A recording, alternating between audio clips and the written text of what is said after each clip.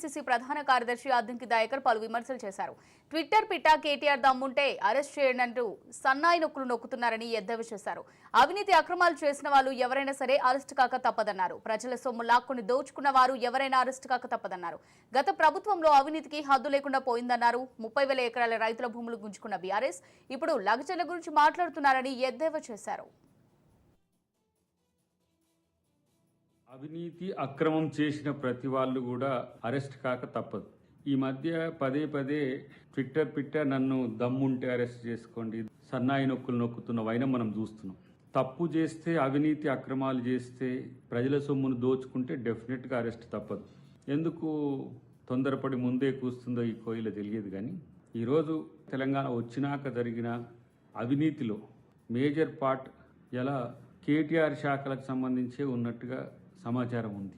అంతేకాకుండా అన్నిటికీ అపెక్స్గా ఈరోజు మాజీ ముఖ్యమంత్రి కూడా దానికి బాధ్యుడై ఉంటాడు. కాబట్టి అరెస్ట్ చేయండి దమ్ము ఉంటే అనేది కాదు. అవినీతి జరిగితే అరెస్టు ఉంటుంది, అక్రమం జరిగితే అరెస్టు ఉంటుంది. కాబట్టి అవి ప్రాతిపదిక లేకుండా మీ మాదిరిగా ఇష్టం వచ్చినట్టుగా మీకు వ్యతిరేకంగా ఉంటే తీసుకొచ్చి జైల్లో పెట్టినట్టుగా, జైల్లో పెడితే గమ్మున కూర్చుంటారని గతంలో మీరు అనుకున్నట్టు ఫార్ములా ఈ ప్రభుత్వానికి ఉండదు.